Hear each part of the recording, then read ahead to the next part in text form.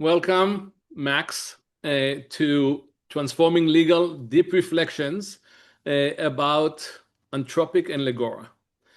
For those of you who don't know me, I'm Osben Amram. I advise law firms on AI strategy. Until recently, I was leading in law firms' knowledge innovation functions. And for those of you who don't know Max, what's wrong with you? Stop everything and dial 911. Get some help. Uh, Max, do you want to give a quick introduction of who you are? Yeah, thank you so much, Os. It's fantastic to be here. Great to see so many online. Thanks, James, for keeping the camera on. I appreciate you. I'm Max. I'm the CEO and founder of Legora. We're a legal AI company founded back in 2023. And I think it's safe to say that the last 3 years have been incredibly hectic for all the right reasons in our industry. We have come far, but in all honesty, it feels like we've just gotten started. We've done the 0 to 1, and now we're excited for the 1 to 10 and the 10 to 100. And Max, when you started Legora, what unsolved problem did you try to solve? Well, actually, I'm not sure if this part of the Legora story has been told. Maybe it's a little bit of the Legora untold that I thought I'd share with you here today. So the original company was founded back in 2020. And my co-founders back then decided to focus on the legal industry well before I joined the company. There were actually 4 co-founders, and I was not one of them. But in 2020, pre-LLMs, the NLP, the natural language processing, and the AI models that existed, they were not good enough to actually solve a lot of interesting problems. And so the decision to found Legora and work on this full time came off the back of GPT 3.5 in late spring of 2023. So when LLMs surpass this level of intelligence where they would be truly useful, I mean, frankly, across lots of different tasks and work, we decided to found Legora and focus only on the legal industry. And I mean, the initial problem that we solved, to be very transparent, was frankly just making it possible to work with LLMs in a secure, compliant, and reliable way for legal professionals. And I mean, since then, the company and the product, including the problems that we solve, have grown exponentially. But that was the very seed problem that we set out to solve. And what do you think Legora sits in the legal tech stack? Are you infrastructure, application layer? What are you? I would definitely describe Legora as an application layer, right? We are not training foundational models. We are using the best available systems, and we build a software layer that makes them work in a real legal production environment. I like to think of Legora as a Ferrari chassis, but then we hot swap the engines when we have to. And I think in that application layer, the amount of problems and systems and the fragmentation that exists today, we're part of simplifying, consolidating, bringing together so that there's no more copy and pasting between systems, so that the AI has context between when you're working on a drafting exercise over here and when you need to jump into the data room and then you need to jump into your email, so that there is continuity for the AI when it's working with you or frankly for you, right? I think that the way we view AI has actually changed a lot over the last years. If you look in a parallel in early software engineering, right, it used to be sort of tab autocomplete, right? As you were writing software, it would suggest the next line for you. And that felt like magic. And then we got these co-pilots that would help us, do small tasks individually. And now we're getting to agents and software AI that can build entire end-to-end applications. And that is sort of yet, I think, to be seen in legal. We're lagging a little bit behind, I think, for a few main reasons. We can talk about them. But we are moving towards the world where Legora and other systems can perform end-to-end tasks and bigger and more complex tasks as well. And how are you expanding beyond being a point use case solutions to becoming a legal OS? Well, I like the word legal OS, the legal operating system. Well, I think part of it is sort of consolidating surface areas, tasks, intelligence, context into a singular system, right? That can keep all of it in one. So for us, that means having our agent, but also building out systems like tabular review. We're embedded into Microsoft Word, Outlook, our portal product between law firms and their clients and clients and their law firms. Repository integrations like iManage, NetDocs, SharePoint, but also broader business systems. And frankly, I think the roadmap from individual point-based solutions into something much more broad and much more singular is sort of deeply co-created with our clients. I think no lawyer wakes up in the morning and they feel excited about using 10 different tools to accomplish a single goal, right? And with frankly, like the cost of building software going down, I also feel like we can be more ambitious because we have, large engineering team, great design team, and with that, I think comes big ambitions. And many of the firms that we have worked with for a long time, I think, have seen the growth of the platform from the very, very early days when it felt like a wrapper, right? When we were just making the models usable into something that is much, much richer today. And that doesn't stop. Yeah, I don't think anyone ever blamed you of being not ambitious. Tell me, how big is the company now? The company is 350 people. We have about doubled in size every quarter. We closed our Series C financing this autumn at a unicorn valuation, and we work with roughly 750 enterprise clients, both across in-house and law firms. But the thing that's most exciting to me is like the scale of that impact to some extent. We have a Slack channel internally called Customer Love. It's my favorite Slack channel by far because it's anecdotes from people using Legora and getting a lot of value from it. And we got a post like 3 months back that said, I was just able to use Legora for this real estate lease agreement review I had to do. And I could go home earlier on a Friday and like see my kids before the weekend. And for me, like at the end of the day, it's those things that I carry with me. And I think it's that type of impact we want to have in the world.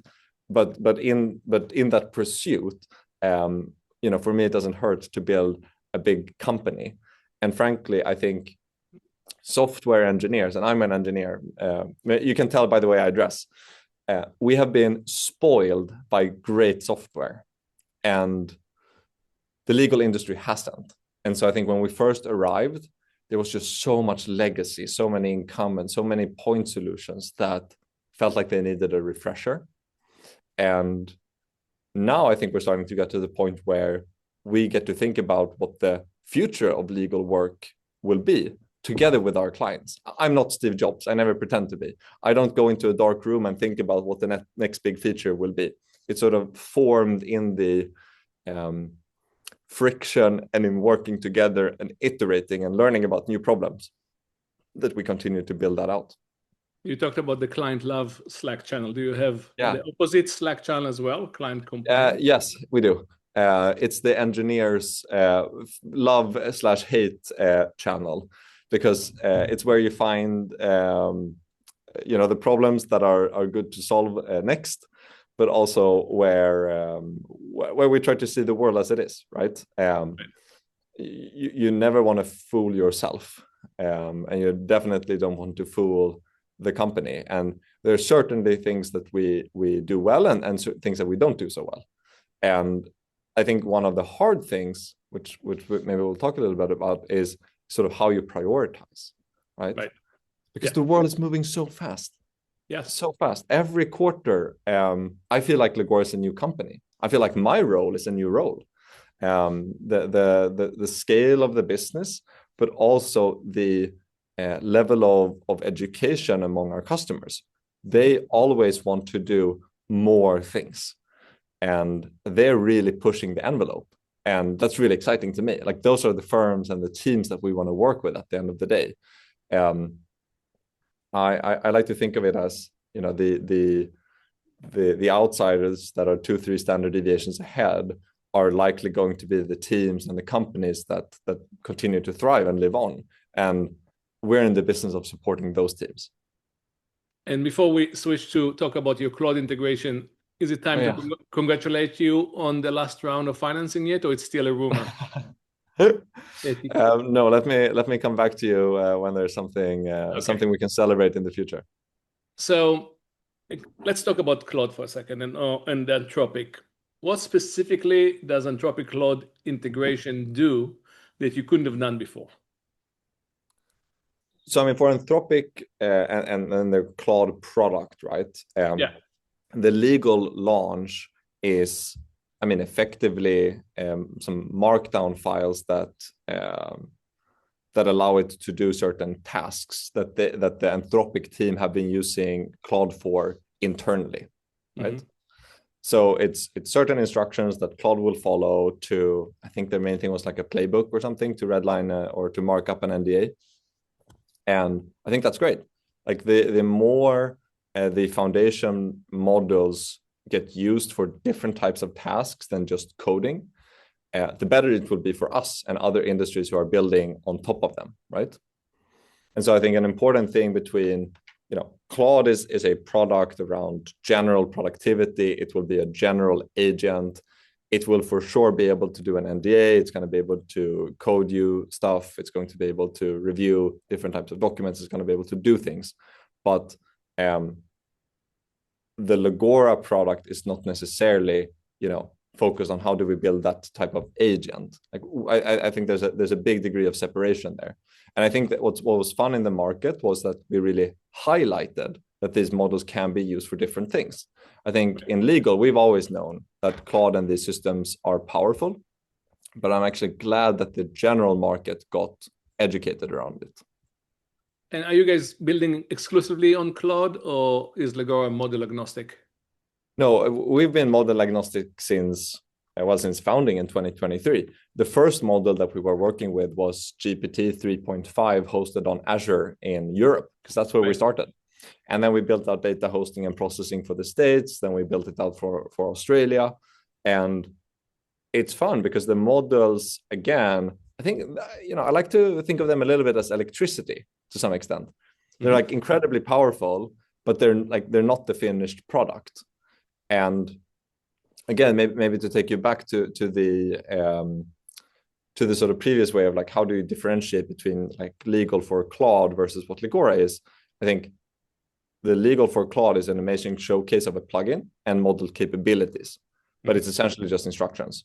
And Legora is an enterprise grade system that spans use cases around, you know, redlining large number of documents, ingesting like a data room, performing the due diligence and spitting out structured insights on top of that, generating reports, integrating with the entire firm infrastructure. And so as these models keep improving, we just turn those like raw capabilities into reliable, production-ready legal workflows with verticalization, orchestration, integrations, and trust. And that's why I think like platforms are required. So let's talk about what happened in the last 2 weeks. I heard that Anthropic thought they're actually bringing a tool to enable the legal tech industry to build things. They didn't expect the reaction that the market tanked as a result. They thought it's going to be a boost because all those people can do more things now. So what are those capabilities? What do they mean to the market? Yeah. So what I think we saw, and frankly, me and my CFO had this conversation like 2 weeks ago, and it was one of the reasons why he joined Legora. He came from a more traditional software company. I think traditional software and traditional SaaS have a hard time keeping up with AI, actually. And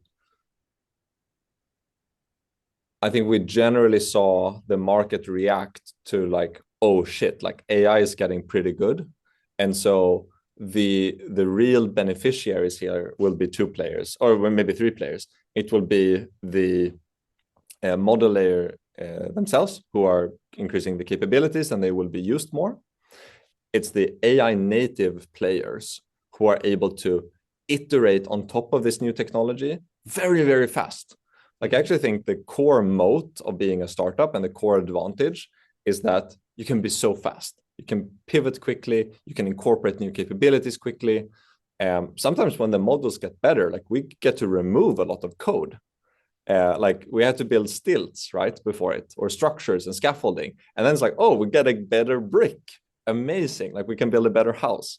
And then, I mean, thirdly, the real beneficiaries here will be the end users, Right. because they're getting a better, more consolidated software experience. And let me tell you, I've never seen our engineers so happy, right?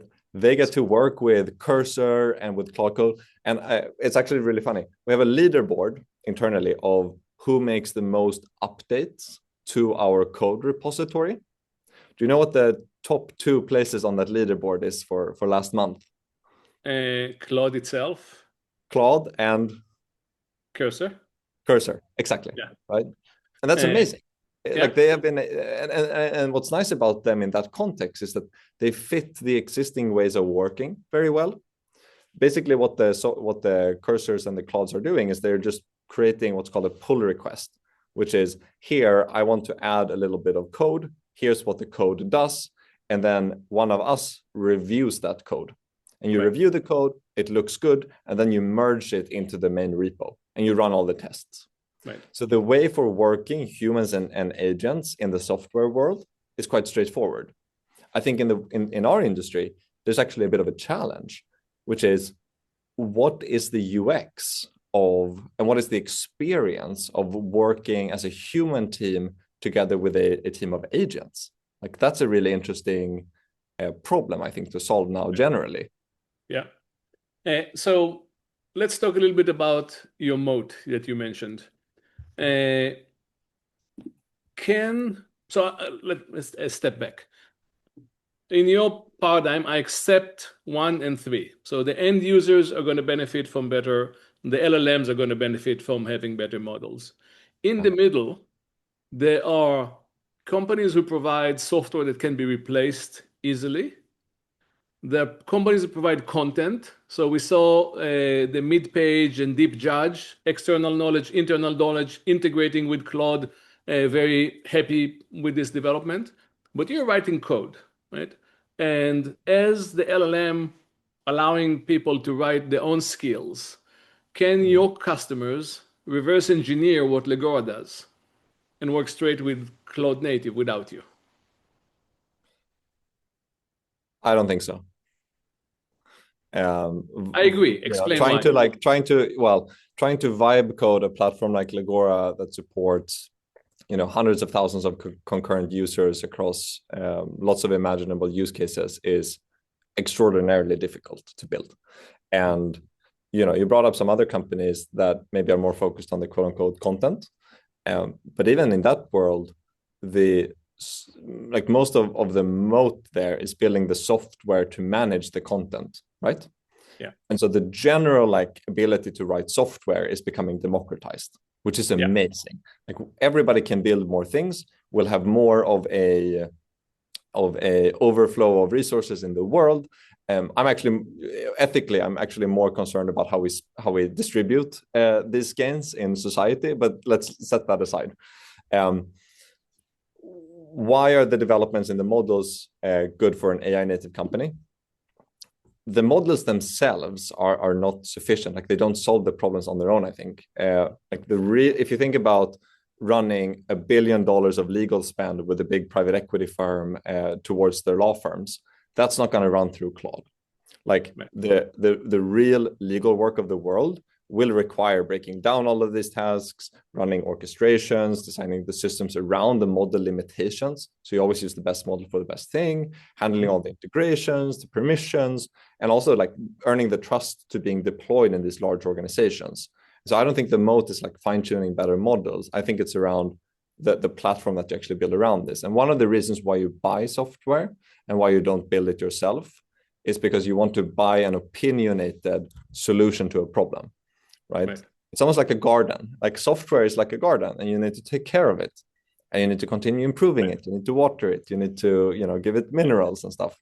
And I think our job is the gardeners.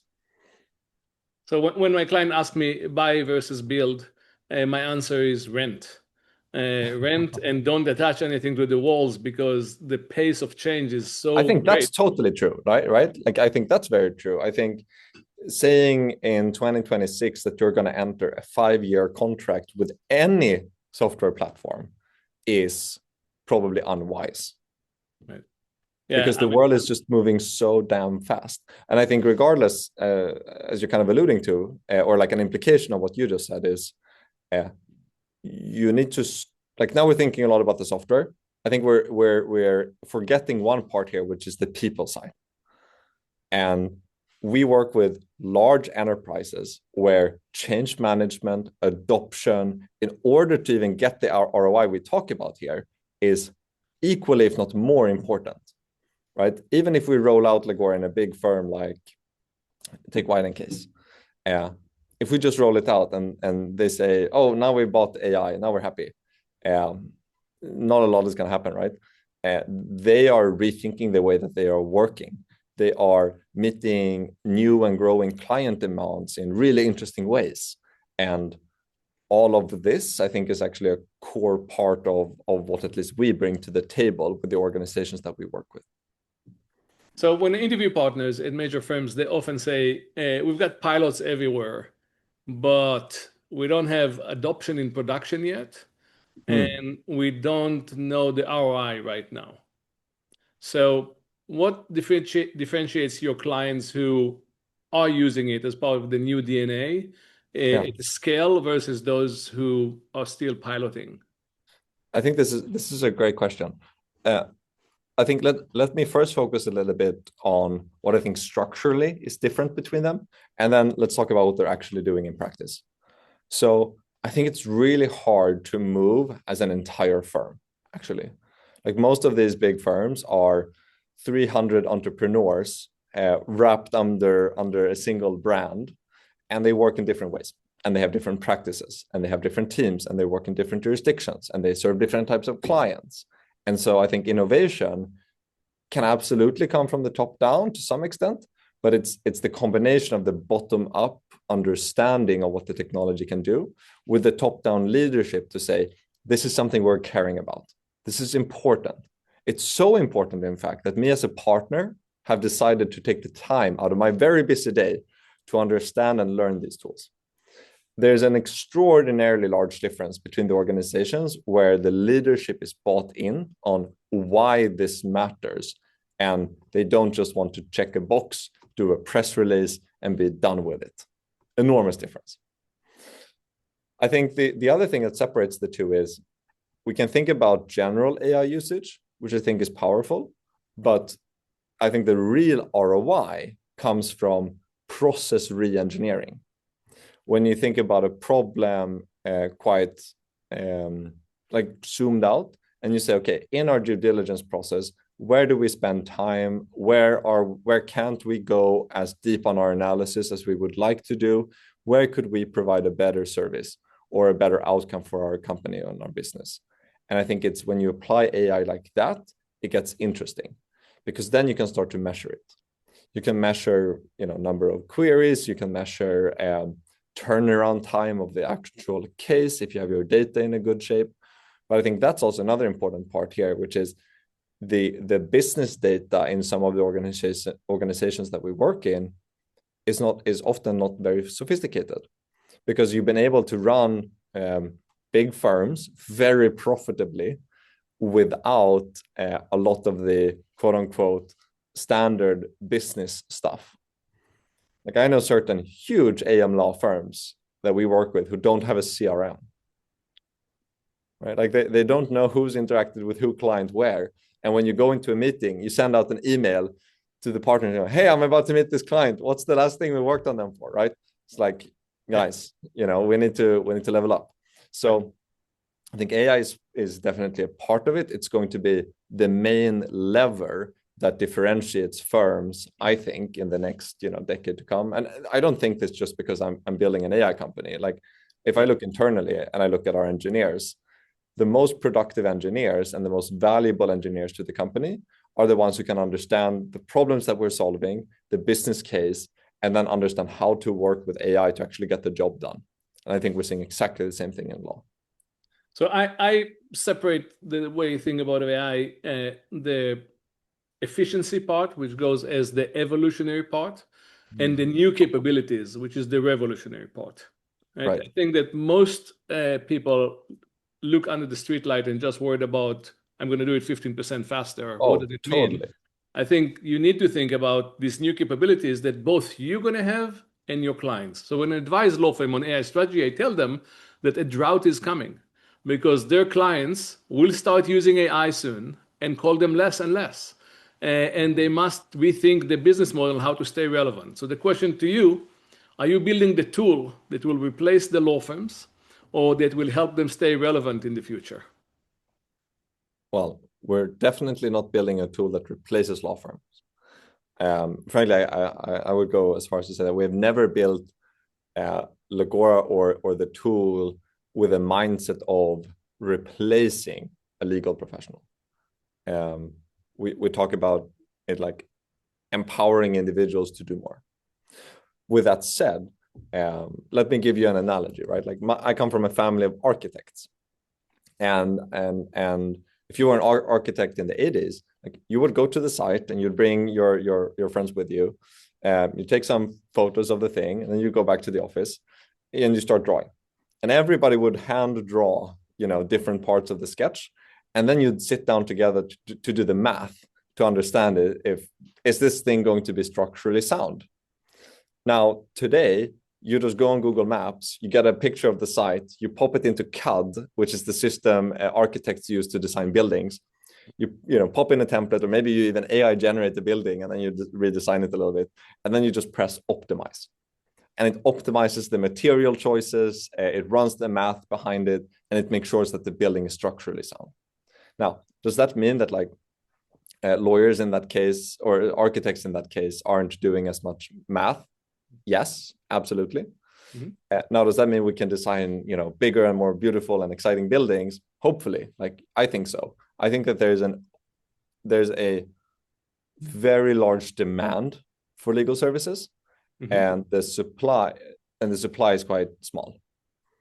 And I do think that we need to separate the market as well into different segments.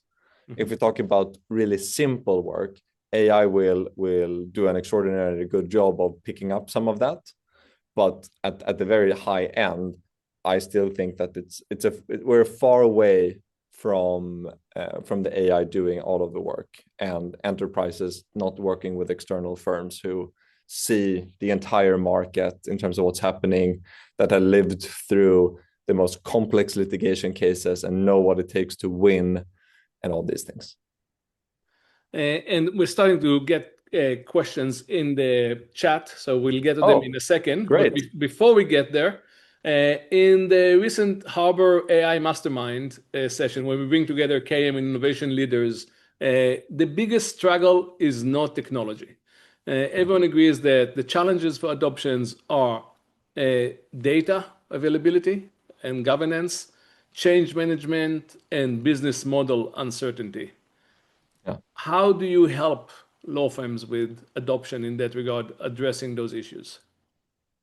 So this is really interesting. I think we were very early to build out a large portion of our company as quote unquote legal engineers.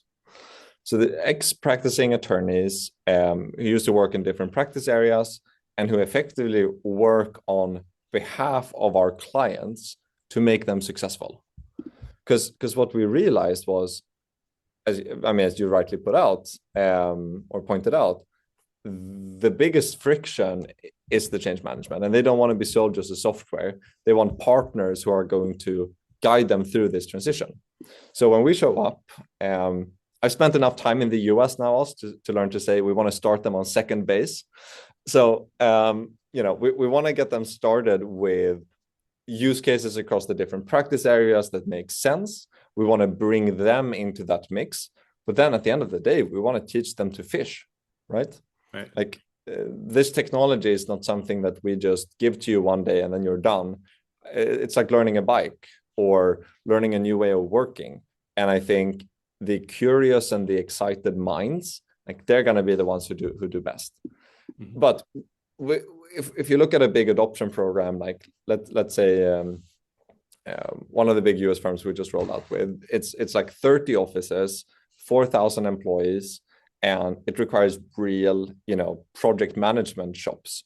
And so this team that we have are sort of half ex McKinsey, BCG versus ex lawyers, because we've found that combination of flavors work really well to both understand the actual business of firms, but can also drive large projects when it comes to the change management. So this is everything from training in the tool to use case ideation and building out those use cases, to working with the firms on pricing for different types of tasks. Like ultimately, we have this as a motto internally: we only win if our clients win, right? And so this idea about, is like AI going to replace the law firm? The way I think about it is, if that's the case, then we don't have anybody to work with. So they're going to be really bad for us. So I think we're in the business of how do we make everyone we work with even more successful. The skill survey shows a huge difference between firms that have strategy, which is almost everyone, and firms that have deployment at scale. From what you're seeing in the market, where is it going to consolidate towards? A model layer, a platform layer, application layer? Where are we headed? I'm always and careful related, with... what happens to standalone legal AI tools in 3 years? Yeah. I'm always careful to make these bold predictions because I try to work very iteratively. But I do think that being a very narrow point solution is probably a dangerous place to be in if AI is sort of in the quote unquote realm of being able to do that particular thing. I think that at least in different market segments, and we work very much in the top end of sort of Fortune 500 and AM Law 200, there is a lot of enterprise readiness required to trust the amount of work and transaction reliability of those systems. So I think a lot of value will accrue actually in like the three pieces here. The model layer for sure. I think the model companies are going to be very valuable businesses. I frankly think they're like too big to die at this point.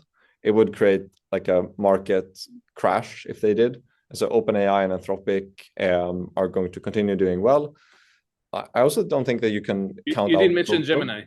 I was going to say, I don't think you can count out Google. And what's interesting about Google is, I mean, they own their entire stack, right? All the way down to the chips, which is very interesting. But then again, Google as a operating system is not very prevalent in the legal sphere. Every single firm I know runs on Azure and Microsoft, right? Right. So I think the model layer for sure. I think the application layer where we're working will continue expanding, both sort of horizontally in terms of the challenges that we can solve, but also upwards. So what I mean by this is agents today, you sort of require to give them instructions and then they work for a bit and they come back to you. I think we're going to have a world with very autonomous systems working for us 24/7. And if we think about the legal, the compliance, the risk, the tax department, like these types of service lines have infinite demand. Right. And we're just going to deploy software to work on these problems for our businesses all the time. Great. Thank you. We're getting now to questions from the audience. Oh, great. Anyone who typed the questions in the chat, this is a regular Zoom meeting. You could turn on your camera. That will be a sign for us that you're ready to ask your questions. Meanwhile, we solicited a few questions ahead of time. And both minds 2641 ask on Reddit, what is Claude's biggest gap for legal work? And what would prevent Anthropic from closing it? Well, I don't really know where to start. I think the gaps are quite large. Like again, I think the model is really capable. And so I think their model is frankly the best for legal work today. It's the model that we rely on the most. But they just haven't built any of the software around the model to actually make it deployable in these, enterprise and firm-wide organizations. But for you to work with Claude on your phone, like awesome, go ahead, right? Right. And I'm sure my mom will use Claude to generate an NDA, sometimes, but it's not. But they're focused on very different things. Right. Ted from InfoDash asked on LinkedIn, I'm curious how Max thinks about staying aligned with Legora's product roadmap in a space that changes so drastically in such a short time frame. How does the team decide what not to build when new capabilities, Claude's legal plugin, are Yeah. introduced every week, creating Yeah, headwinds opportunities? this is a very interesting question. We do think more about what not to build than like what to build, I would say. And one thing not to build is the stuff that you think will be, I like to think of Legora platform and features like boats.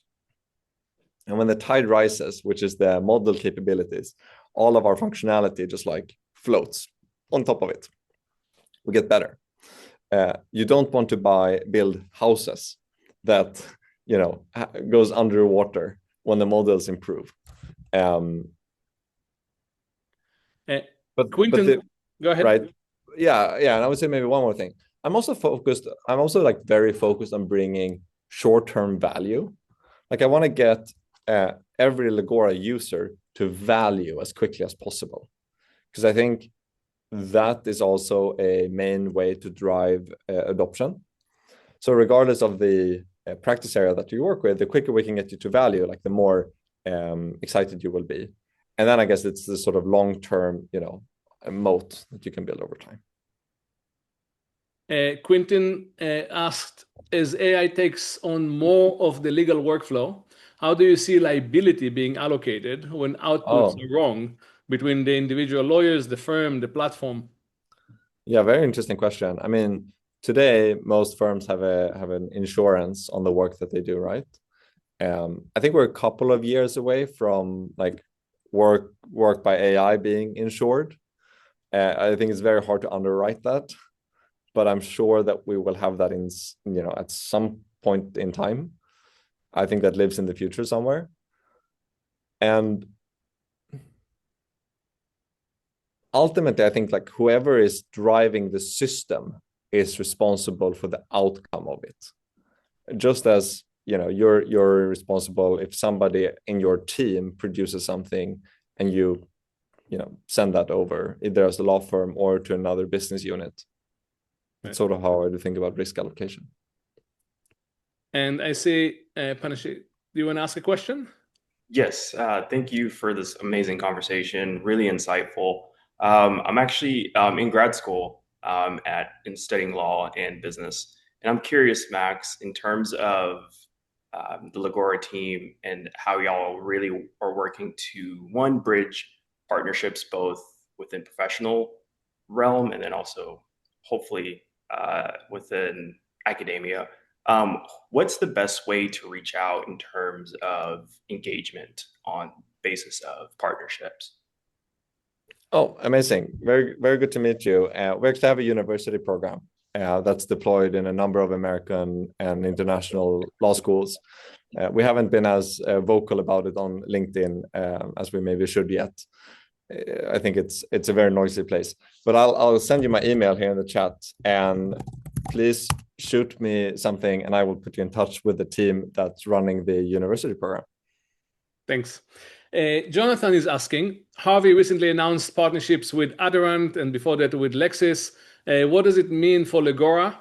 Related to that, what companies are you interested in partnering with? Question number 2, related, how does the MCP adoption been with firms given their conservative stance when it comes to security? Hey, Jonathan, good to see you. How's it going? Long time no see. Bill Sad sends his regards, by the way. Oh, that's amazing. Very good to see you. Appreciate the question. I'll answer this as honestly and transparently as I can. I think there's a lot of partnership announcements that so far have been a great headline, and then it's like a little bit unclear about what it actually is and what like value it actually is bringing. I don't think that this particular partnership means anything special for Legora.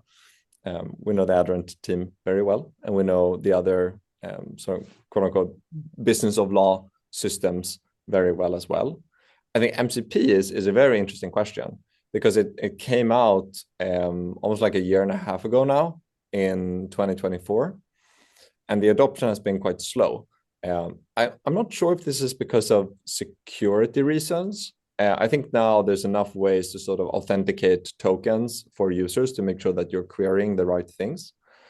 But it's just, I think, like a lot of the systems that you would naturally want to get an MCP server to haven't built it. So what ends up because maybe they don't have the incentives to actually build an MCP servers and drive a lot of connectivity, right? They're trying to lock in their own ecosystem in a way. And I think that's generally not so good for the market. But we work with several firms who have built their own MCP servers on top of either APIs in their other business systems, or they've developed small applications themselves that they want to tap into Legora with. So that's really interesting. Like one, for instance, built an MCP server to the CRM. So like you're in Legora and you just query, hey, I'm about to meet this client, who's responsible for it?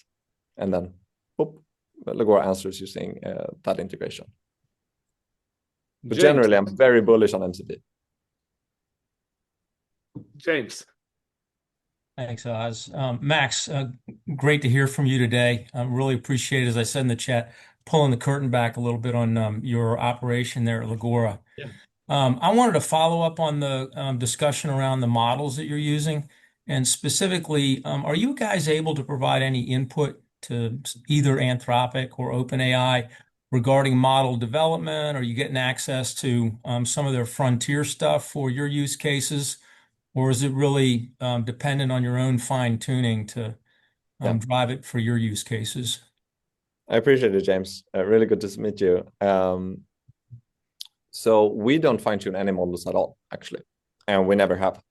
I thought that was a great marketing scheme, but like pretty much a waste of time, because every new model, like basically depreciates the prior model by so much that it's not really worth the time investment.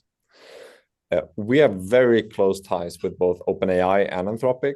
So, without bridging an NDA here, we get early access to a lot of their models. We're allowed to have input on the way that they train new models, and we collaborate on tasks and systems that go into the training of new models with those systems. So they're giving you access to those models that are better served for better purposed for your use cases. Well, actually, no. So we're not doing specialized models with any of the labs. We are using so far, like we're getting the most juice out of the general models. Mm-hmm. But what we do get is access to them before their quote unquote like public release, so that we can benchmark them against our evaluations and use cases that we want to leverage them for. We have explored, working with a few of the labs on sort of bespoke models for different types of tasks. But the findings were basically, we can go fine tune something for a very specific type of thing, but then the next general model like beats it. And the labs don't want to waste their time. We don't want to waste our time. And so we basically just, didn't spend any more time doing it. Well, thanks. To Oz's point, rent, don't buy. Yeah, exactly. Lucy is asking, how is Legora planning to serve in-house legal departments, and what will be different from how you support law firms? Well, we serve hundreds of in-house departments, so we don't have any new plans to do that, but we're currently doing it. I'd say some of the differences are very dependent on size of in-house department. Some big enterprises we work with almost have their own legal department or their own quote unquote law firms within the firm, right? They have a VP of litigation, they have a VP of transactions, they have contracting teams, and they have IP and What we try to work with within those organizations is the tougher legal work, right? We're not a contract lifecycle management system, nor do we want to be. There are other business units and systems that we integrate with in those in-house organizations. So the stack, I think the tech stack looks a little bit different, but the problems we're solving are more or less the same. And related, Anton is asking, have you sold into banks? Because the regulatory and compliance teams are hard to deal with. How did you penetrate? How does it work?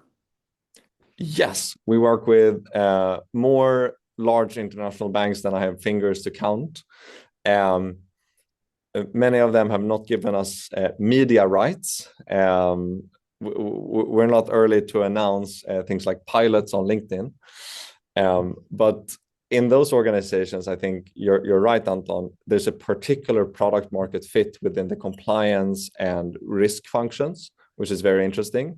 And the sizes of those teams are often larger than the legal teams as well. So short answer, yes. Now, does the procurement time in a bank take longer than in other organizations? Yes. In some of these organizations, we've been in the procurement for 6-12 months. And one of the first things we do after we've gone through that is we turn around and say, hey, let's help you optimize your procurement function from a legal perspective and security perspective so that you can procure software and systems faster in the future.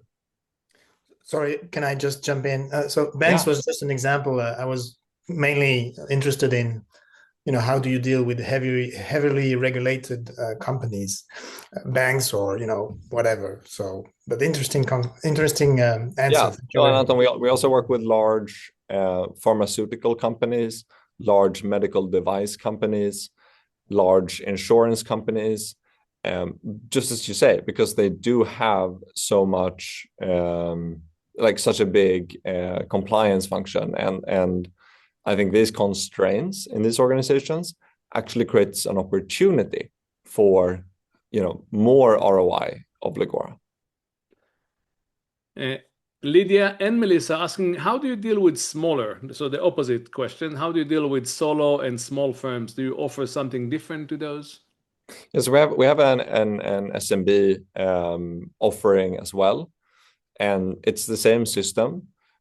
We are just not able to offer the same amount of hand-holding and organizational support when the teams are much, much smaller.